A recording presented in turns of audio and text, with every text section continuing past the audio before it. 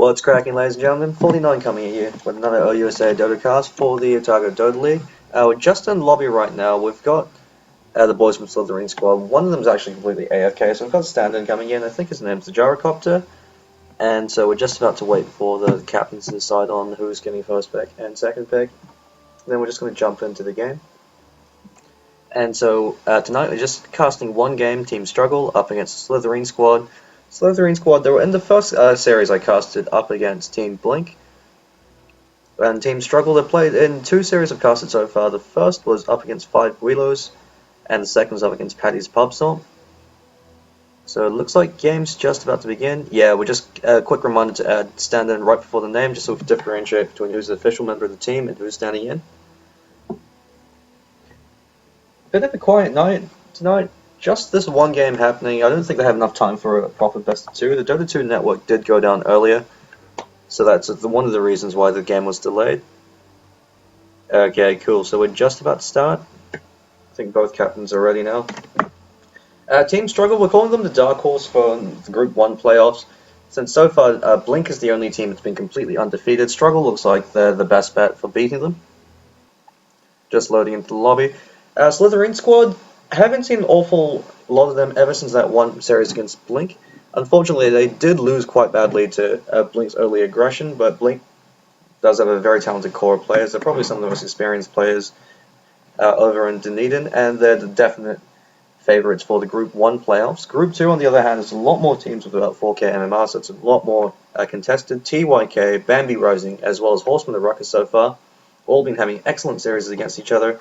I believe Bambi Rising took a 2-0 lead up against TYK yesterday. No, not TYK, Recursion. It could have been, no, Felfie and Friends. It took a series up against them. Sees the Cheese is calling out there for a bit of a laugh.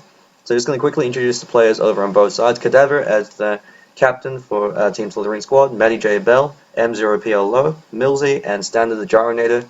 Over on Team Struggle, we've got Brightside New Zealand, their captain and mid player. Diablos, the support player. Spooky Scary Skeleton, I believe, is their offlaner. Sees the Cheese, their secondary support. And Tickle Biddies, who plays the carry. And so we're just loading in. So it looks like Struggle have first ban.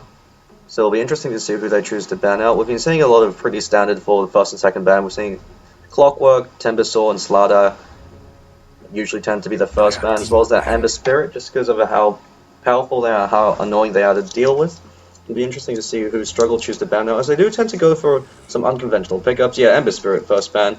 Pretty standard. We did see King Killer from Team Horseman of the Ruckus completely counterpick that Ember Spirit with that Viper in the mid lane. That's because Ember Spirit has 1 base armor, so he falls apart to a lot of physical harassment. The fact that Viper only needs that 1 point poison attack, can then choose to max out either the Corrosive Skin or the Nether Toxin, enables him to really bully him out of lane, can completely shut him down. Ancient Apparition is the first ban from Slithereen squad. They've learned their lesson playing against Blink. They don't want to face off against that Chilling Touch. Slark is that second ban. Once again, very self-explanatory. Extremely difficult hero to deal with in any lane he could go. He could go 1v1 over in the off lane, 1v3. He could use Pounce to get himself out of danger. He could Pounce into trees to leech some EXP. He could go 1v1 the mid lane. He can also serve in a 3v3 situation as your safe lane farmer. Once he gets that early Shadow Blade, he gets the ball rolling, he starts to snowball incredibly hard. With that Shadow Dance, he always knows where the wards are. And with the recent shift, so it's now 5.5 seconds in complete invulnerability, where unless you have any AoE targeting spells or abilities, you can't touch him at all. You can just run around wreaking havoc, and then kind of jet on out of there. Second ban, that Nature's Prophet, once again, very strong offlaner. We tend to notice that with the exception of the Ancient Apparition, who's used purely in that tri-lane situation, they're banging out the mids and the offlaners, and we've got Mirana as a first pick, a very strong hero. Has been first picked a lot in the OUSA Dota League Season 1, just because of her versatility. The fact that even 1.0 error can do up to 190 damage, as well as up to 5 seconds stun, makes it a very dangerous pick. She could go into the offlane in a 1v1 situation, or a 1v3. With that leap, she should be fine. She can sap some EXP. Not only that, if she happens to be over in the offlane in a 1v3 situation, she could always roam and rotate, go mid. We see UGTFO from 4 Horsemen of the Rockies. He likes to do that a lot. He never likes to sit still with that Mirana. Always attempting to do things with it. You could also throw him in the mid lane if you're very confident in your Mirana's ability to land those arrows. Not the most optimal role for Mirana, but she can do that. And most importantly, she could function in the tri lane, either as a support hero, just throwing out those stuns, or as the safe lane farmer. Clockwork picked up from Slithereen squad as their offlaner. Excellent hero, provides a lot of utility to teams. UGTFO played an absolutely fantastic Clockwork in yesterday's game too. The reason why he's usually banned out in the first two bans is just because how annoying he is to deal with. The fact that Cogs lasts for 5 seconds at level 1 as an 80 HP and mana burn means that he can go into 1v1, 1v2 or 1v3. Clockwork really doesn't care. He used Cogs to trap the creeps wave, make sure the equilibrium pushes closer towards the tower. You can't dive on him because if you're a melee hero, he's going to push you back with Cogs. If you're a range hero, he's just going to hinder your vision, make it very difficult for you to get more than a few hits in. With that high base armor, with that battery assault, once he hits level 6 with that hook shot, if any of your heroes are moving around on their own, they're going to get picked off and killed. Even if he rotates to the jungle and he catches support out on his own, if he could get that battery assault off, it's usually a kill for him. With Rocket Flare, he can use it to scout out gank attempts, get some CS, also use it to block creep waves, creep camps spawning over in the jungle without even having to use wards, so he doesn't have to place himself in danger. Very powerful hero, especially if he picks up that Abbadon Scepter. 12-second cooldown on his hook shot is no joke. Very dangerous hero to deal with. And not only that, his Cogs can be used in conjunction with a whole bunch of other abilities, such as that Puck Dream Coil. If you throw down the Dream Coil and you use your Cogs to push them out of the Dream Coil, they take that mana burn damage, HP burn from the Cogs, as well as them breaking the tether and stunning themselves. Juggernaut pickup as a secondary pick. Very consistently strong hero over in the early game with that Blade Spin, the mid game with a Healing Wall that can push down towers, and the late game with that Omni Slash and his inbuilt crit. Juggernaut actually has the second best crit in the game, the first being Coup de Grace, just because of the fact that it's a 2x crit multiplier that has one of the highest chances to proc. Weaver picked up by Struggle, good counter pick up against the Juggernaut, as Weaver almost completely shuts down Juggernaut, just because if Juggernaut throws down the Omni Slash, you could timeless, immediately disjoint, ends the Omni Slash for Juggernaut, unless there's another hero he bounces to, or he can even Sakuchi away. If Juggernaut doesn't have true vision of him, he can move his way out of there, and as Juggernaut is a melee carry, Weaver can run rings around him with that Sakuchi, can beat him out of lane with that Gemini attack, and Woodstorm can reduce his armor so that even when Juggernaut blade spins, you just right click him down. Third ban, Bane Elemental and Doombringer. Very strong heroes, it's easy to see why they're banned out. Doombringer, his Doom heat counters literally every other hero in the game.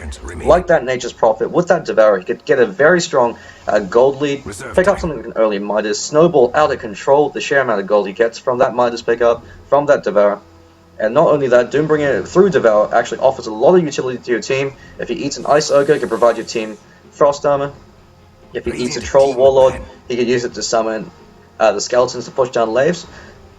And we've got Venomancer 4th ban. Venomancer is very rarely banned, so it could just be a respect ban, fearing the potential coming up from there. I guess in this situation, it's the fact that Venomancer synergizes as well with that Juggernaut, in the sense that not only do you have Venomous Gale, which is a 60% snare at level 1, one of the best spells in the game, in the early game, to help set up that Blade Spin. Also, the pushing power coming out from it, with Juggernaut's Healing Ward and with Venomancer's Venomous Ward, you do have a lot of push power coming out in team fights. Poison Nova does do a lot of damage. The only drawback to this is the fact that Venomancer is a fairly greedy support. You do need a reasonable amount of golden EXP on him. Not as greedy as, say, a Shadow Shaman, who needs the Arcane Boots, but we've got a Bounty Hunter as well, so it looks like a mid-lane Clockwork and an off-lane Bounty Hunter. Just going to run over the Outlaw Destroyer and the Bane Elemental ban. Bane Elemental's banned because, primarily in this case, because with his synergy with Mirana in a try-be-try situation, he sets up that sleep of a hero's out of position. Mirana throws out that arrow, lands the arrow, leaps in, goes for the double Starstorm. That hero is dead. You follow up to Brain Sap, which is pure damage, and also gives Bane Elemental a buffer of HP. Makes them very difficult to bring down. Not only that, Bane Elemental is great stat roaster. He's already pretty tanky as a support hero as it is. Outlaw Destroyer, pretty classic ban. Really shuts down a lot of other mid heroes. Forces you to pick up counters or heroes that can break even with that Outlaw Destroyer, like that Viper, like that Razor. Lone Druid's also another hero that breaks even and can beat Outlaw Destroyer, but he's a pretty risky pickup, especially nowadays with the recent nerfs to his bear, what with Armlet not toggling on him. Abbadon is the third pickup, fantastic support hero, primarily because of the sheer amount of defensive power he brings out. The only issue with Abbadon is, like that Venomancer, he is actually fairly greedy. You want to get a decent amount of levels and gold on him, and the fact that he offers very little offensive power. He's better than other purely defensive support heroes like that. I guess the only one I can think of is that Dazzle, or even the Lich, is in the sense that with Weaver especially, you can provide that Aphotic Shield, enable Weaver to dive. Weaver already has a free haste rune with that Sakuchi. means he could go balls deep, has that Aphotic Shield as a reliable source of damage as well as a reliable HP buffer, can also purge off debuffs and CC spells. So if Vengeful Spirit throws out that magic missile, you Aphotic Shield them, immediately purges it off. Vengeful Spirit, fantastic support hero, just because of how strong she is throughout the entire game. Her biggest drawback, especially in a try-v-try situation, is the fact that her magic missile is a 500 range, and she's moving at about 290 move speed, so she's pretty slow. Usually needs another hero to help set it up, so something like a Crystal Maiden or a Venomancer work great with Vengeful Spirit, just because Crystal Nova and Venomous Gale have far superior range, can give Vengeful Spirit time to run up, throw out that magic missile for a lot of damage. We got Line as a secondary support pickup from the struggle.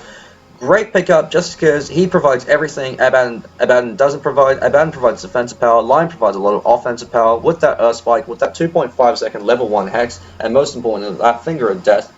Not only that, against the low mana heroes over on the dire side, Lion's mana drain actually hurts a hell of a lot, especially against someone like a Juggernaut. If you mana drain him, he won't have enough mana to use both spin and his ult, forced to use one or the other. If Juggernaut can't get his ult off, that really cuts down his early ganking potential, means he's forced to use that spin. You could cut him out of that spin, just beat him down with right clicks.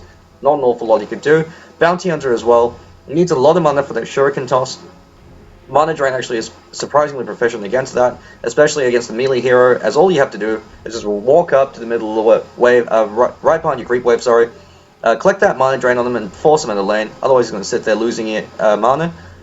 Vengeful Spirit's biggest advantage, especially in this really gank-heavy early game lineup, is the fact that you have Swap as well as the Clockwork hooks. They've got two excellent isolation spells. That means that Clockwork can hook himself in, or Vengeful Spirit swap somebody out. Clockwork can immediately jump in to provide assistance. Fifth ban that Viper, fearing the power of that Viper strike as well as how strong Viper is against other heroes, particularly melee heroes in the middle lane. Enigma pickup, hoping to see some huge black holes coming out. Bit of a greedy pickup, as unlike the Chen, he doesn't have that global heal or that sheer amount of pushing power. He does, however, provide some pushing power with the Eidolons, and Enigma is the fastest jungler in the game if you get your jungle efficiency down.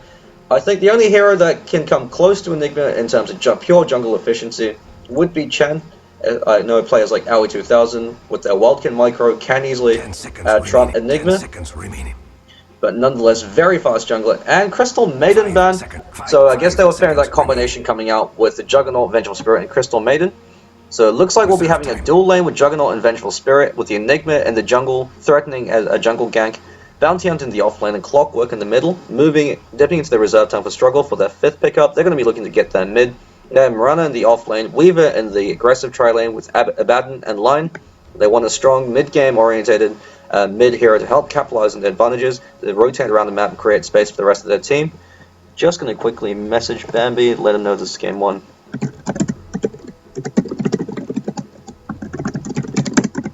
So dipping into their reserve time.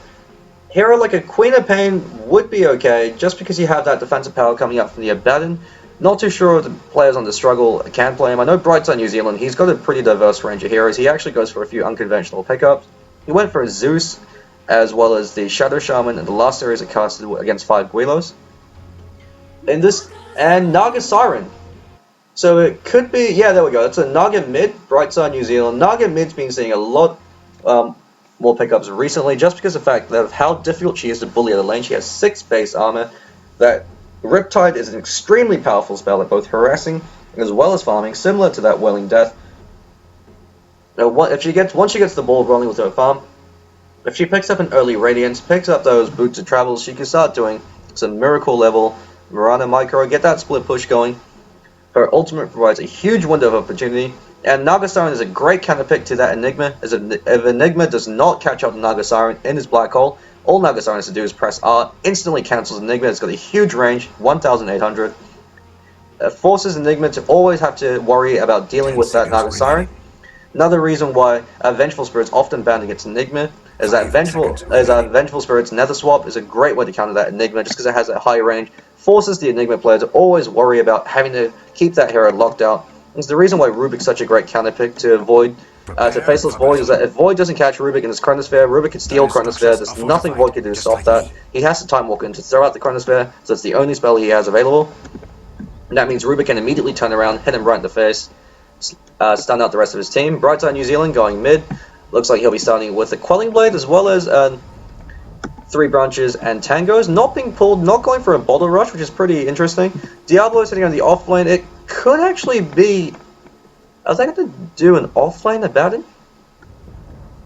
Yeah, it looks like an off lane Abbadon. And so support Mirana, Spooky Scary Skeleton, going to be sending up arrows with Seize the Cheese following up with the Hex and the Impale. This is a very interesting situation. I don't know if maybe they're switching it around. Maybe Spooky Scary Skeleton is going into the off lane. But Abbadon, yeah, just because they have a dual lane, no, they're switching it around. Spooky Scary Skeleton as the Mirana, traditional off laner. Abbadon isn't terrible in the off lane just because he has that aphotic shield. If you're against a lineup, since he knows that he'll be up against the Vengeful Spirit as well as the Juggernaut, once Vengeful Spirit throws out her stun, all he needs to do is pop aphotic shield, run back to base. There's nothing the other players over on the Radiant can do to really stop him. Enigma can throw out that Malefice, but the aphotic shield will purge that off. Because so long as he waits until he gets hit by the magic missile, then aphotic shields, he should be fine. Not only that, the aphotic shield means it's very difficult and very dangerous to dive the Abbadon, and if he has great reflexes and great awareness, he could even use the Mistcoil to deny himself should they go for a kill. Haze spawning over in the top lane, he's going for aphotic shield at level 1. So there we go. Millsy over in the Clockwork, mid up against Brightside New Zealand. I'd have to hand the advantage over the Clockwork just because he can use that Cog Harass to push back Brightside New Zealand. However, with that Riptide spam, he can use that to control the lane, get a bit more CS. We see, yeah, a bit of a mistimed Riptide there, just barely misses that CS. Over in the bottom lane, we've got the Juggernaut as well as the Vengeful Spirit. Pretty standard lane. I don't think they'll be able to get many kill attempts just because Mirana has that leap to get herself out of position. She won't be getting hit by that magic missile at all, or at least she shouldn't. There we go. She goes and places that safety ward, provides a vision of the ward as well as any gank attempts that are coming in. Great ward placement from that Mirana.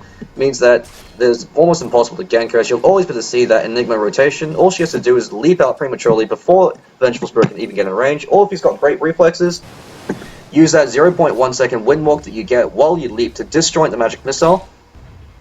Millsy taking copying a bit of harass. And interesting to see he hasn't actually started popping cogs to harass the Naga Siren back, and more importantly, drain back her mana. That's the reason why Clockwork excels in a 1v1 melee situation, is because he could use the cogs to push them back, deny them CS, and not only that, burn out their mana to deprive them of their abilities, as Naga Siren is heavily dependent on spamming out Riptide in order to get CS.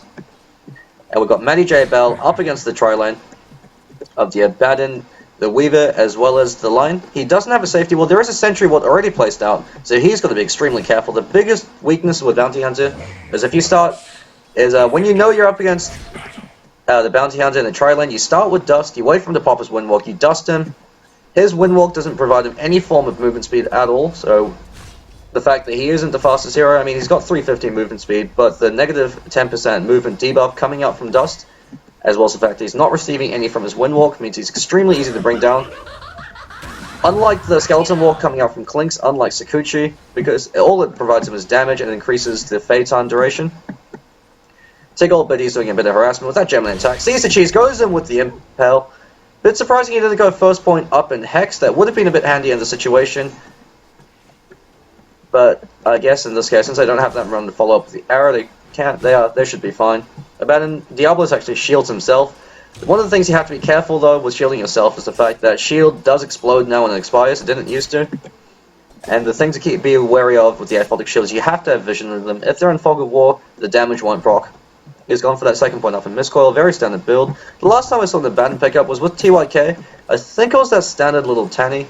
And she actually chose to max out Curse of Avernus with only 1 point up in that Mistcoil. She actually transitioned to do a pseudo DPS role later on.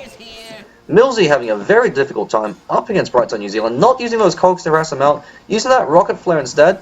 I don't really approve of this. He is choosing the max out Battery Assault though, so he knows that all he needs to do is bide his time. He's got Bottle coming up to him right now.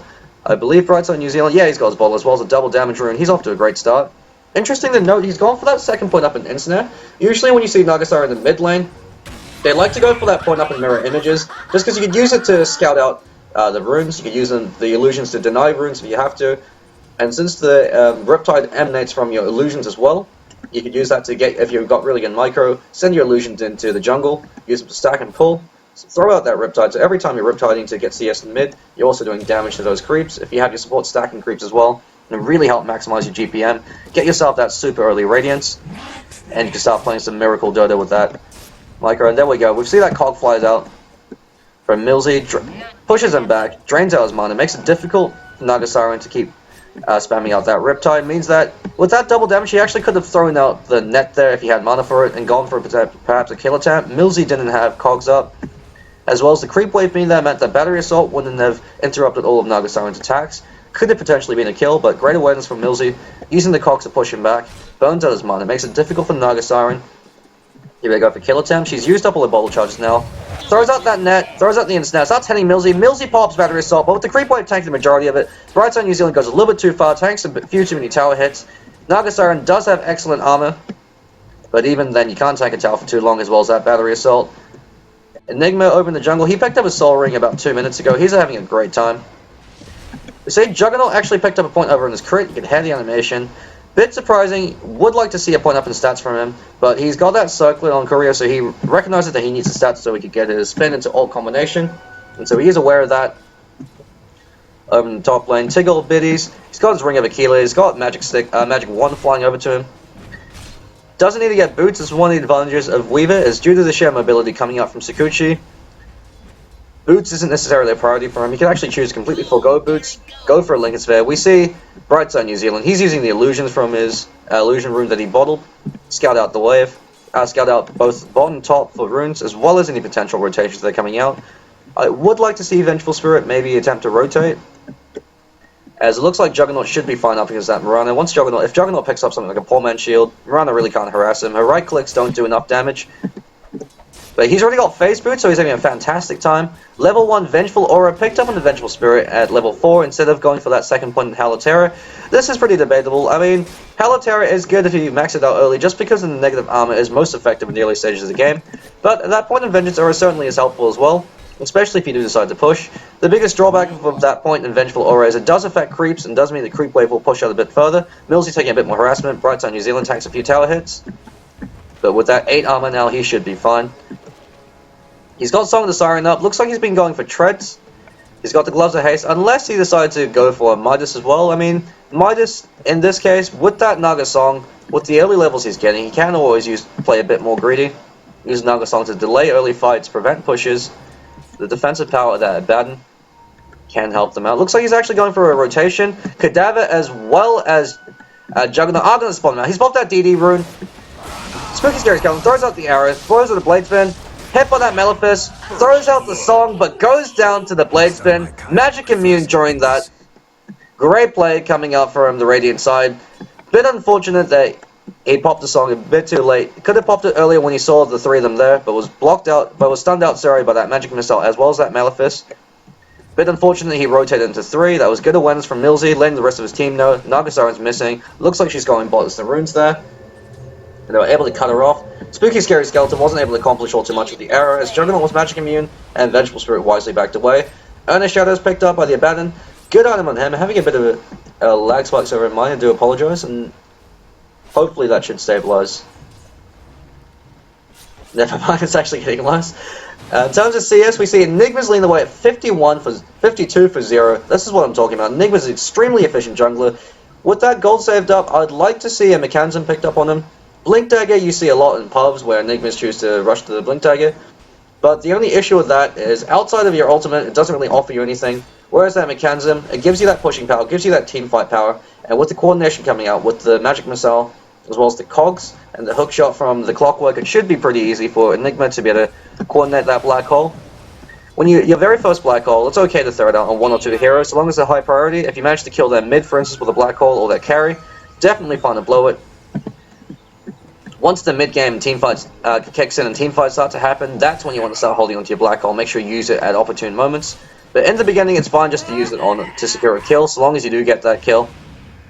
And it isn't a complete waste of the ultimate. Illusion Rune picked up by Naga Siren. She's been having an absolute ball in terms of controlling the runes. Millsy's been hanging around the middle lane, making sure he gets as much CS as he can. He's sitting at 26 for 7, so being heavily out CS by BrightsideNZ. That's just that power, that Naga Siren Riptide spam. As well as that Quelling Blade, gives him that superior stats to be able to outlast hit. Sees the cheese, goes and places a ward over in the Ancients, fearing any potential Ancient stack that might be happening. And over in the bottom lane, we've got Swap as well as Magic Missile, but that's that leap coming out. Great reaction from Spooky Scary Skeleton. Looks like he can actually throw out the arrow. Cadaver goes way too far forward. Looks like a bit of an internet issue from him. He could have disconnected, or maybe that was the lag spike. Arrow hits. Yeah, lag on Venge. I don't know why the arrow is still over here, even though it shows that it hit him. But nonetheless, yeah, there's no way Vengeful Spirit's going out. The tower will be bringing him down. Bit unfortunate, but Spooky Scary Skeleton will take it. He's an off-play. He hits the Omni Slash to the face, but without that mana for spin, as well as that Moonlight Shadow, he should be fine. And Courier actually tanks the tower hit. Spooky Scary Skeleton turning around, perhaps want to go for it. Juggernaut off to a great start. He already has drums as well as Vez. 9 minutes in. That's some Havorce level farm. With that first blood, with the 45 CS he's had, almost uninterrupted from that Mirana. And the Blink Dagger pick up from the Enigma, so it looks like he's decided to disregard what I was saying about going for that early mech. He wants to get those huge black holes. Will be a good excuse for me to test out how loud I can scream black hole. Good practice for the finals anyway. We've got a smoke rotation coming on. Sees to Cheese, as well as Diablo. Smoke pops. They know he's there. M0 PLO, he's just picked up his Blink Dagger, so he won't be too sad if he dies. He could actually perhaps turn around with that black hole there. He knows he's got TP support potentially coming in. Good juke. Jukes out the arrow. Aphotic Shield pops. Miscall. Healing Ward drop by Juggernaut. Great play. Juggernaut throws out the spin. He's in the middle of 3. Diablos pops out the Aphotic Shield himself again. Spooky Scary Skeleton. Eats himself to the face. Micro that ward, bro. Do something with it, please. Don't just have that sitting there. Never mind. He'll deal with it later. He's got other things to worry about right now. Enigma goes down, but a bit late on that early gank as he's able to pick up his Blink Dagger, so he's not too sad without that death. Hook shot up from Clockwork. Millsy playing fantastic. He catches out Caesar Cheese and gets a haster. That's that power the Clockwork is telling you about. Catch a hero out on your own. Nether Swap flies out. Catches Diablos. Diablos doesn't have his ult. Arrow flies out. Misses. Gets blocked by Juggernaut with that Blade Spin. Spooky Scary Skeleton. Backing on now. Diablos running away as well. Haste. He's going to go for the Cog Trap. Cog Trap's up Diablos, but Millsy's also stuck in there as well. Gyronator actually can't get any last hits, and Millsy decides to back out. Eats that Star Storm. Goes down to the tower hit. Gyronator goes in for one last hit on Diablos, but actually, never mind. Diablos is fine. Spooky Scary Skeleton gets a double kill. Bit of miscommunication coming up from Millsy, as well as Gyronator. And Mirana capitalizing on the fact that no one's hitting her, so she's going to hit them. Good plays coming out from her. M0 PLO resume farming. He's picked up that Blink Dagger now. We'll like to see a TP on him, so if a gank attempt does happen, he could jump in. One of the other advantages of having that Weaver is she wins most 1v1 situation lineups, so you can just leave her alone, have the supports rotate. Choosing to max out Swarm instead of Germinate attack, this is interesting. It means she wants to go for a gank-heavy Weaver, as otherwise Germinate attack gives you a lot more lane power and a lot more sustained DPS. Looks like he's actually rushing Desolator. I don't think I've ever seen Weaver rush Desolator before. It's usually the Lincoln Sphere, just because it provides him that survivability and mana regeneration to spam out Sakuchi. Cadaver rotating top. I'm lagging like crazy, I do apologize. Enigma actually, wow, went for a kill. Did he use his ult? Yeah, use that black hole. Ends that spree. Definitely worth it to get that one kill. Diablos comes in a little bit too late, throws out the Apollo Shield himself, whacks the Eidolons but backs off. Not all too much he can do. Would like to see some rotations coming up from Matty J. Bell. He is level 8, so he does have a maxed out Shuriken Toss, as well as 2 points up in that Shadow Walk. Would like to see a second point up in that Janata, but recognizing he was up against that tri-lane, needed that second point in the invis, just to give him that 5-second more duration.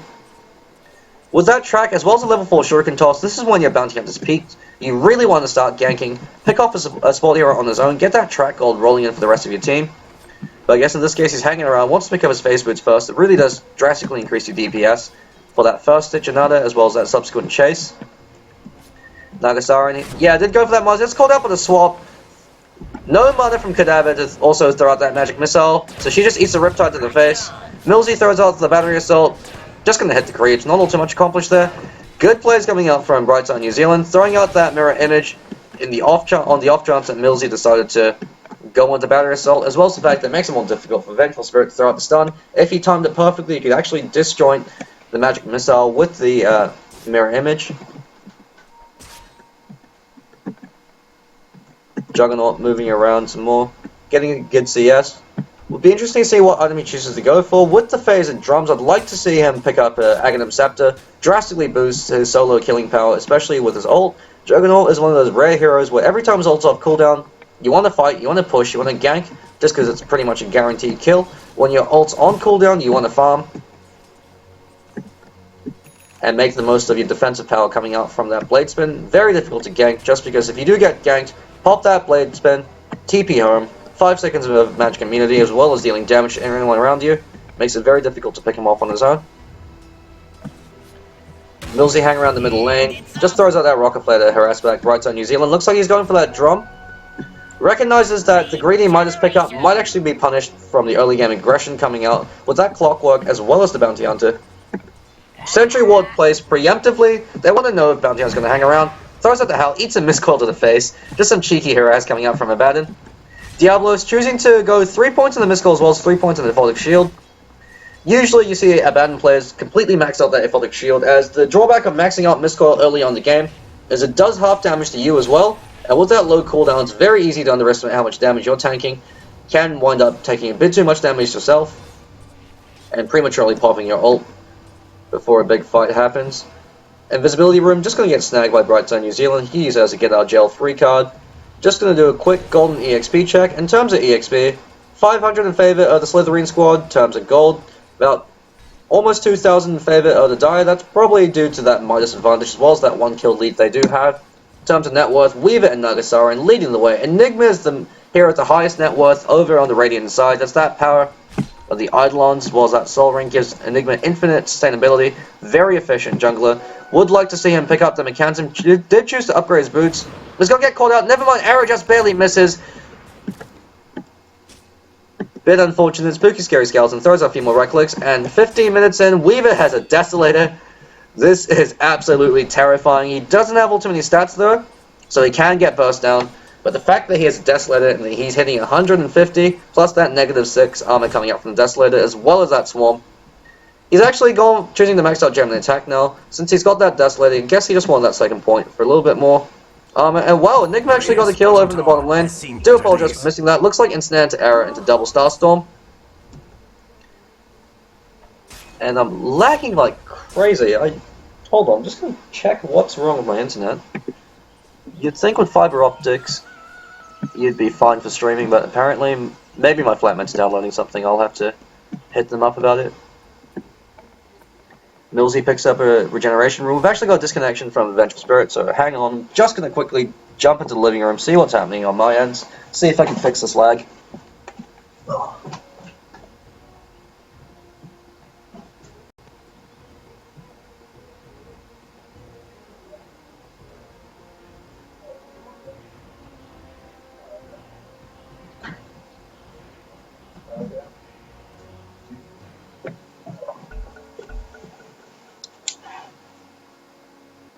Oh wow, and perfect timing for me. I'm not too sure what's happening with my internet. It could just be peak times for Orcon right now. Oh, hang on. Don't tell me you're going to disconnect. Oh god. Yeah, Vengeful Spirit calling out the Uni internet as well. Do apologize for missing that fight. Looks like Borrowed Time was popped. Tiggled Biddies gets a double kill. Diablos is going to go down. Borrowed Time went down. Goes down to the Malefice hit. Tiggled Biddies hanging around.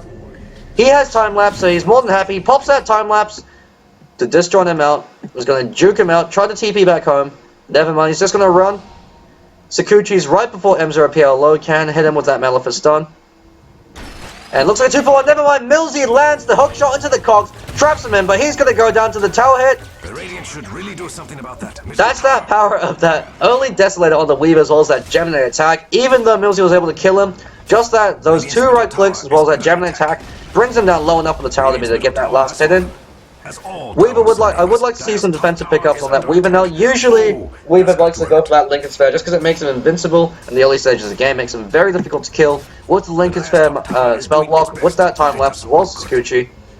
But this is the power of that Juggernaut coming out. With that healing ward, gives you an infinite sustainability. Don't know why Diablos ran in. Aphotic Shield pops, he's copying a lot of damage. Borrowed Time pops way too early in the fight. Juggernaut's gonna wait till it wears off. Never mind, he's caught out with the Earth Spike. Black Hole coming up from Enzo Pielo is interrupted by the arrow. Omni Slash flies down, kills the line. Diablos' Aphotic Shield pops, kills off both the Enigma as well as the Juggernaut. Very messy fight coming out. Good defensive play coming out from Team Struggle, recognizing that Diablos is going in, TPing in on his own. Balls of Steel coming up from the Abbadon, knowing that he's got that borrowed time. Just to give him a few more seconds, that was all he needed. Baited out the Enigma Black Hole, as him as well as the Lion. Set up the arrow from Spooky Scary Skeleton. Got some TPs going top. They want more. Bounty on his back in action. Cadaver's running in. He goes in for a swap over him. Tiggle Biddies. Throws up the magic missiles. Caught with a hook shot. He's able to time lapse out of that. Millsy taking a lot of damage. It's going to go down to one last right click as well as that urn charge. Never mind. He popped his magic wand.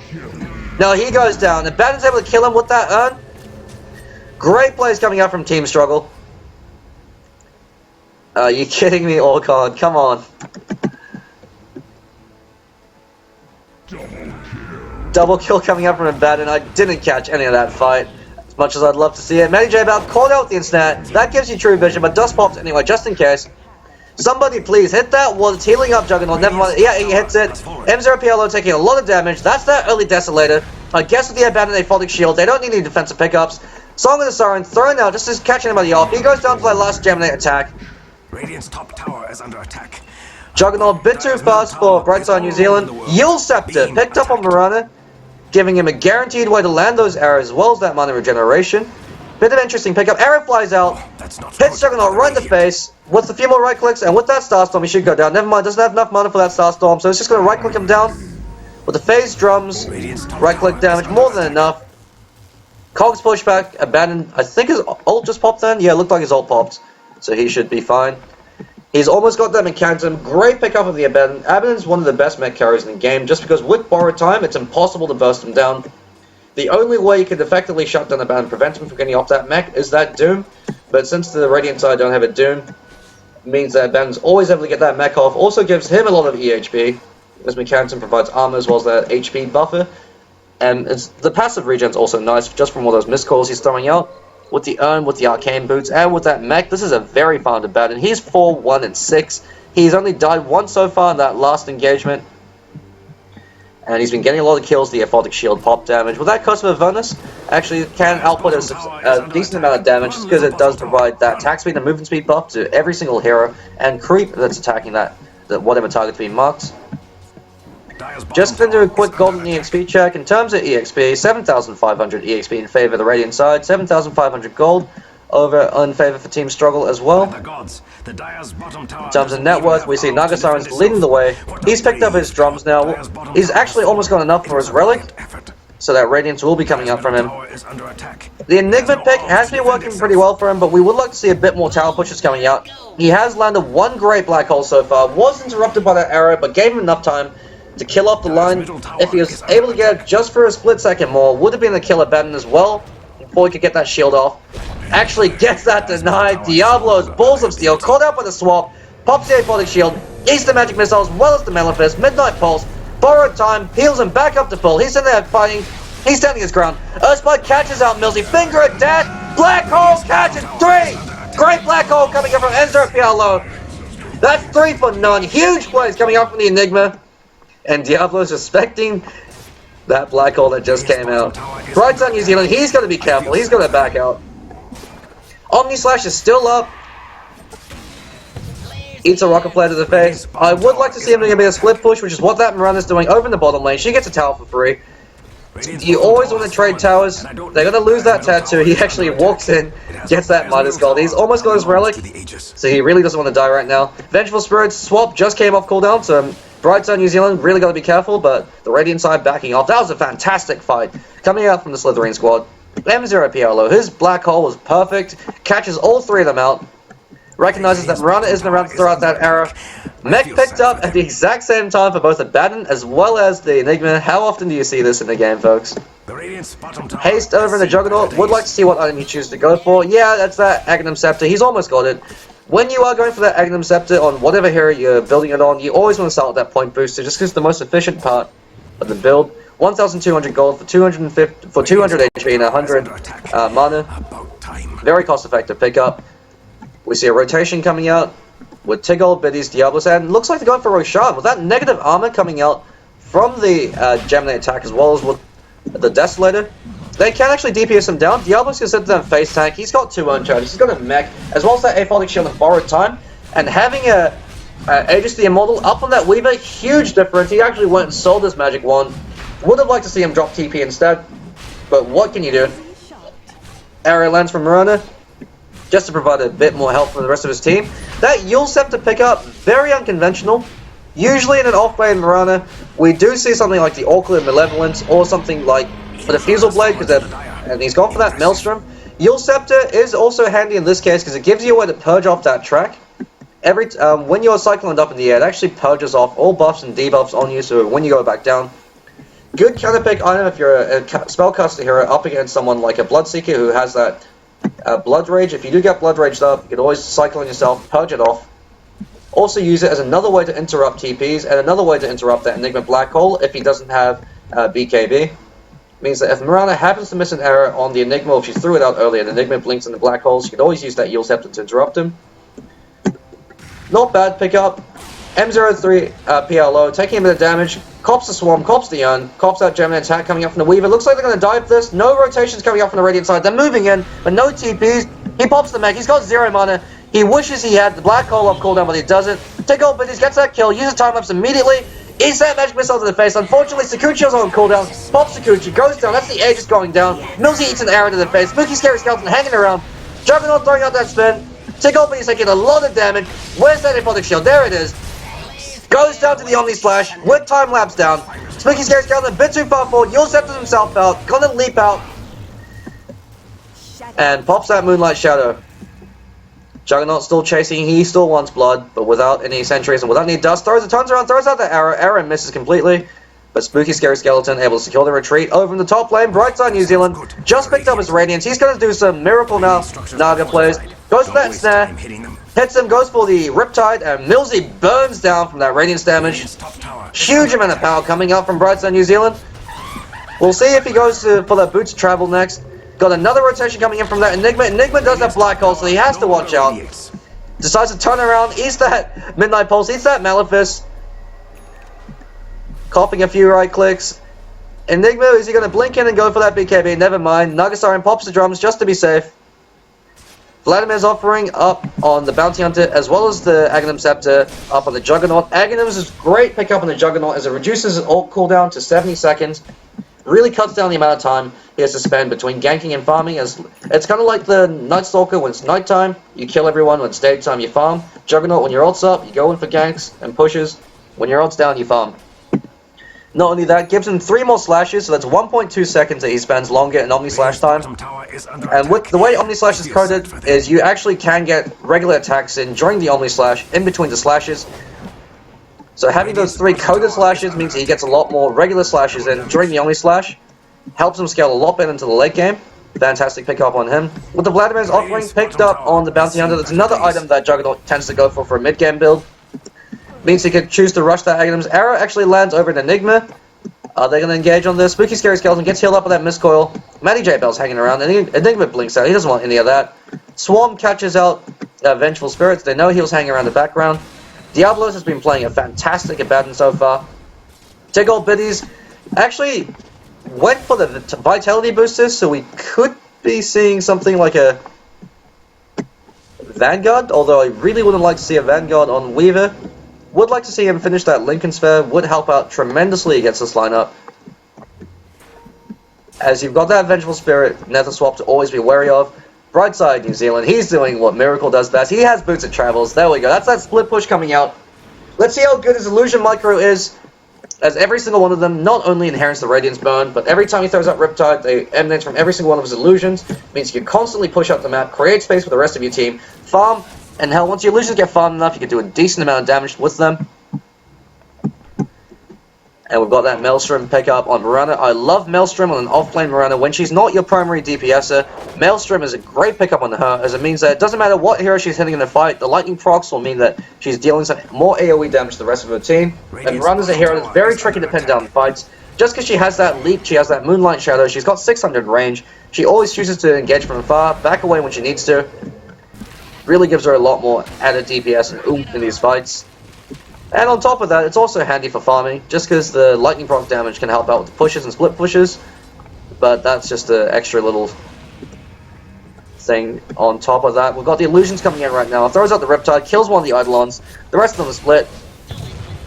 And you see how much damage happened. Manny J. Bell on half HP, just from one Riptide and a few seconds of Radiance Burn. Biggest drawback to the Bounty Hunter is he is very squishy, so you're always going to be very careful about your positioning. You want to make sure that, since track is such a huge range, you're engaging from afar, you only want to go in as a Bounty Hunter when you know they either have no vision of you, or when you know you can kill someone and back to hell up before they can respond. That's why BKB is such a great pickup on him. BrightsideNZ New Zealand is actually going to get caught out right now. God damn it! Gets caught up on the Malefice, he's going to throw out... He drops the Song of the Siren, Rosie gets hooked in by Millsy, and he just TPs on home. Great play from BrightsideNZ New Zealand, not panicking. Magic Missile didn't fly last time to block him down. And they get a free Tattoo Tower for that. This is why Naga Siren is such a strong hero. Once she gets a lot of farm, it's so difficult to gank her, and at level 17, her Song of the Siren has a 60-second cooldown. If she was a support Naga, you'd only have a few points up in the ult. The ult cooldown is very significant at early levels, 180 seconds at level 1, 120 at level 2, but only 60 at level 3. So the fact that she has that level 3 Song of the Siren means that she can use it whenever she wants to. She can constantly push around, be a huge pain in the ass. We're seeing the effects of that right now. Just going to do a quick golden EXP check. 15,000 EXP in favor of Team Struggle, and 14,000 gold in favor of Struggle as well. This is due to the fact that Radiant side are forced to clump together. They know they've got better team fight with that Enigma black hole. If he lands another huge black hole like that, they could definitely wipe the Dire side. The drawback to that is they're constantly playing afraid, and that means that the Dire side are just able to split push them, get some farm. We see right now there's 4 heroes grouped together. All 5 heroes are grouped around Naga Siren. Illusions are farming the jungle, farming the lanes. And the support sees the cheese and Abbadon. Great amount of farm. We see Naga Siren's picked up that Yasha. Great pickup on almost any agility carry. Going for that Manta style gives him another form to summoning illusions. Also means him pushes. He's got 7 of them. Molnir picked up by Mirana, as well as Aghanim Scepter finished with a Clockwork. That 12-second hook shot can be a deciding factor in these fights, as it enables them to get at least 2 hook shots off in every fight. 1 to initiate in, 1 to catch up stragglers, or to jump yourself on out. And in a really long fight, even 3, just to finish off people as they run away. Molnir pick up on the Mirana, gives him a lot of DPS. Was kind of questioning that Yule Scepter pick up, but I mean, he's been making it work so far. We saw that last fight, when he was caught up on a hook shot in the cogs, he was able to Yule Scepter himself, give himself that 2.5 seconds so he could take a deep breath, reposition himself, leap on out, and he was home free. The movement speed's always nice as well. Would like to see something like a Manta style just to help out with that split push that he's been doing. Usually Mirana, if she wants to go for a DPS item, Desolator's the best pickup for it, but since Weaver rushed that Desolator, no need for Mirana to do that. Weaver, I think he's going to go for a harder Tarrasque, recognizing that he needs some HP to survive that initial burst and lockdown combination coming out. So just a value ring of health, you could always turn that into a Lincoln Spare later on, or even just keep it as is. The regeneration is always nice. Bit of smack talk coming out from Spooky Scary Skeleton onto his captain, calling out Brightside New Zealand for having a bladder like a baby as he's off to the bathroom. Just going to wait a bit longer before they reconnect. Going to do a quick item check over the side of the Radiant. We see Medallion the Courage picked up on Vengeful Spirit, as well as maxed out Vengeance Aura. Vengeful Spirit recognizes that she's not going to get the amount of levels that she would if she was roaming around and roaming and ganking, and since she hasn't been getting many ganks off on her own, usually responding to ganks or team fights, maxing out that Vengeful Aura is a great skill build justification, as she knows that the extra DPS that she provides the rest of the team is far just outweighs the negative armor and damage coming out.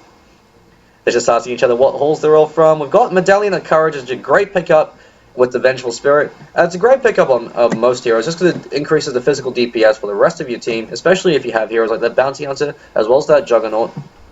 Enigma, he's been sitting on the same items for a long time now. He's got Soul Ring, Treads, Blink, as well as the Mech.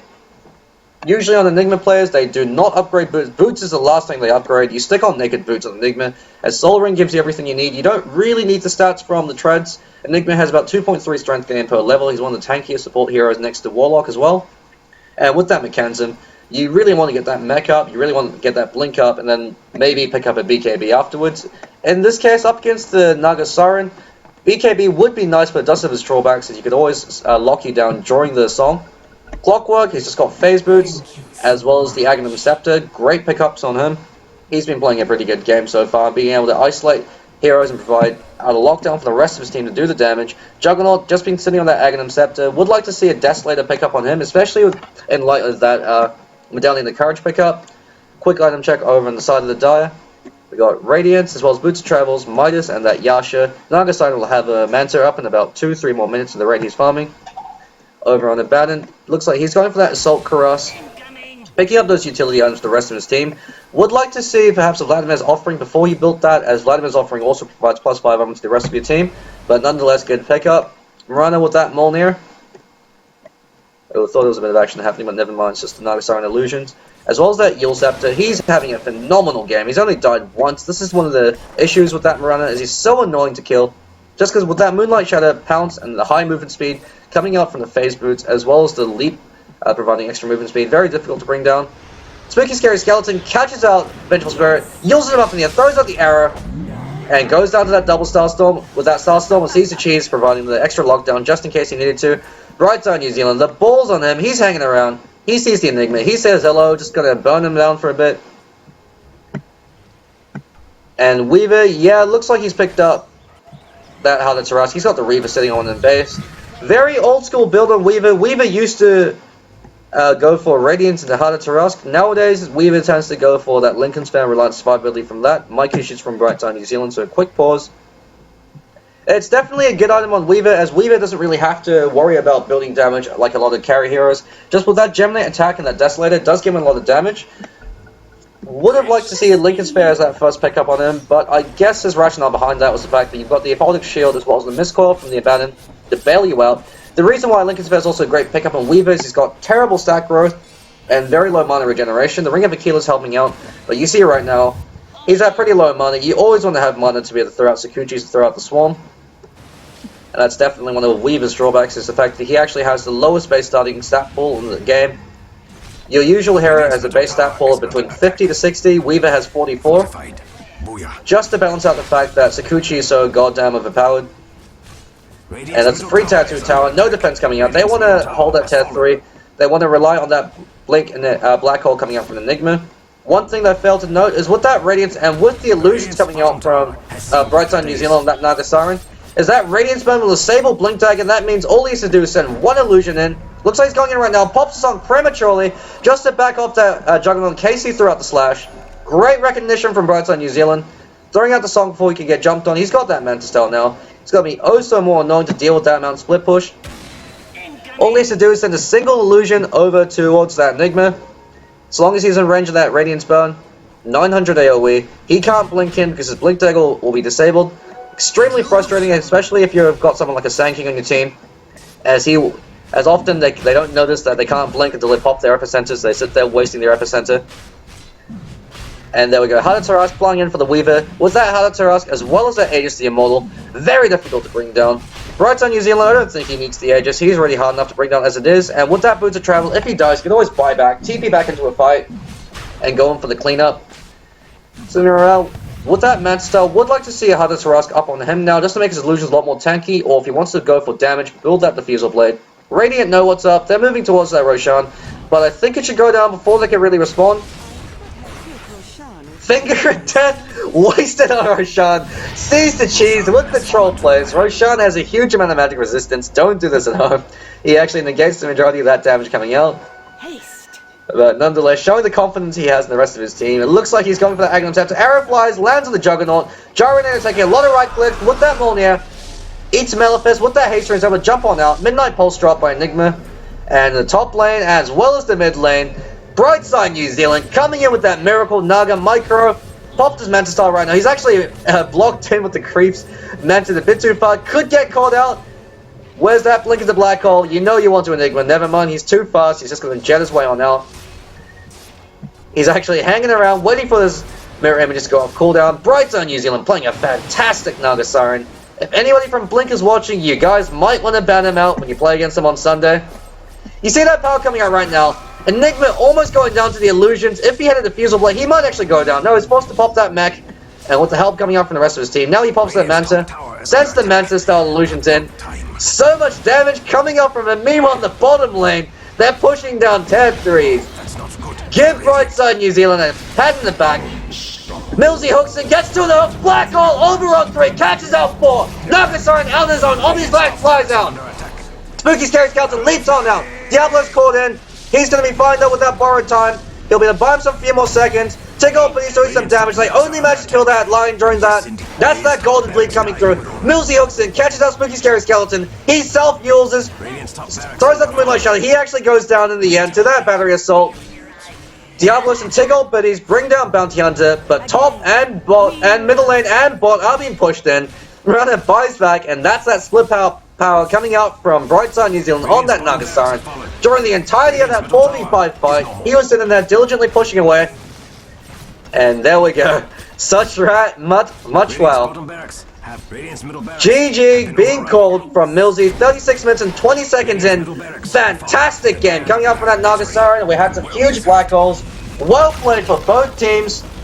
That'll be it for tonight. I don't think it's a best of 2. It is a best of 2 series, but they'll be playing the second game tomorrow. I think both teams have other commitments on, so only able to play one game for tonight. So thanks for listening. Thanks for watching. 49 signing out. The VOD will be uploaded sometime tomorrow.